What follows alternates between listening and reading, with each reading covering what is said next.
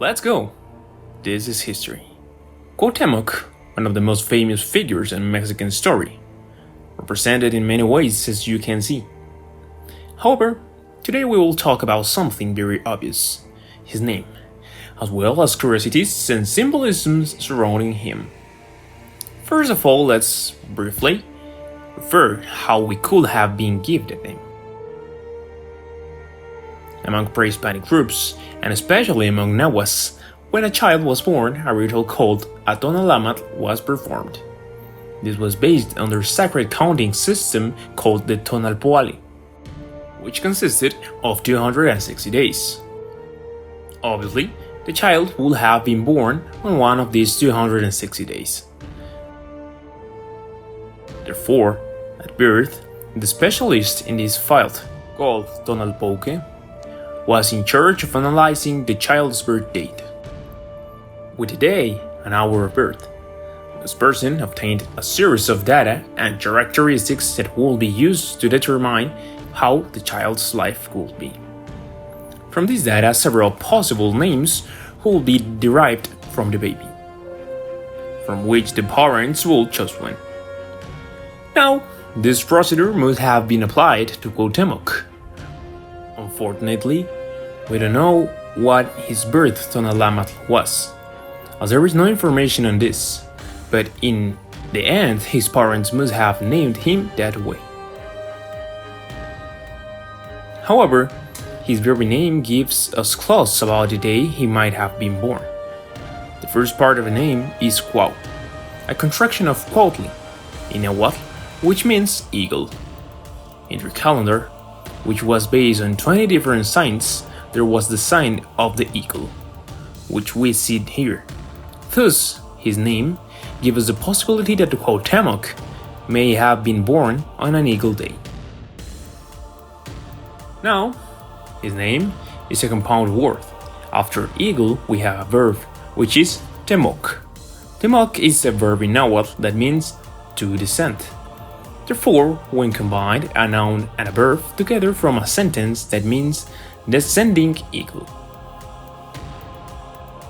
Some very simplest translations have suggested that Cuauhtémoc means falling eagle.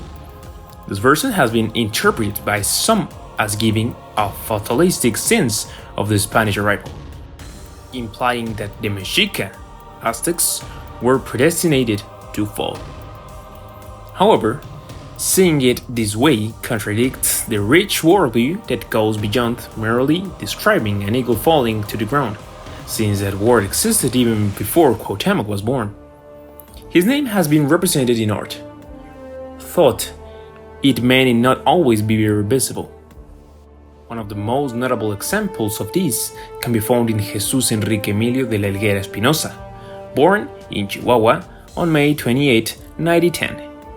This figure was one of the most recognized calendar artists in the history of Mexico, and you might have seen or owned one of his calendars. His calendars are often sold at newspaper stands, where he painted several images of Mexican folklore. As you can see in these images, he also drew several eagle warriors, as seen here. In these images, we see shields or chimales, which represent Cuauhtémoc's name. As you can see that the eagle is pointing downward, representing his name throughout the shield. Obviously, these paintings are an idealization of the character, as we don't know what he physically looked like.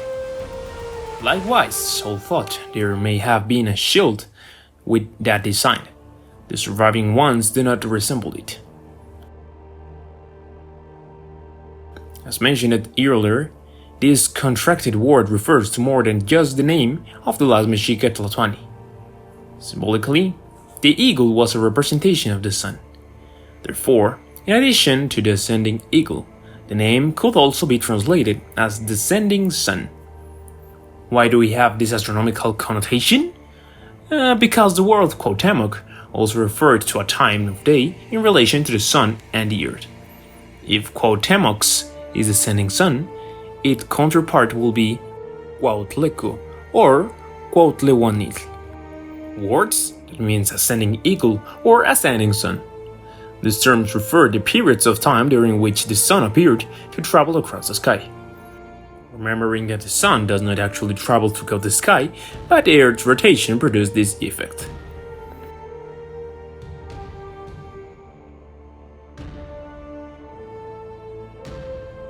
Thus, when the sun rose east in the east and reached the highest point in the celestial vault, this time period was called Cuauhtleco or Cuauhtémoc.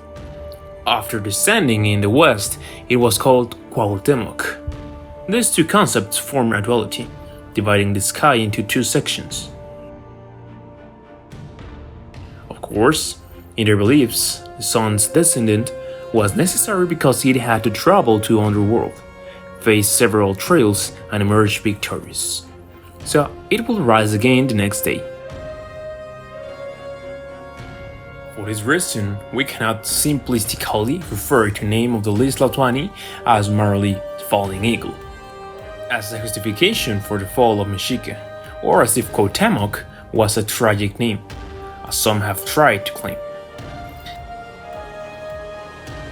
As you have seen, his name contains mathematics derived from the Tonamatl, the sun and its astronomical movement in the sky, his culture's beliefs, and much more. In these cultures, their way of life, including their names, held rich symbolism and deep meanings, as does the name of the less white Tlatoani, Mexica.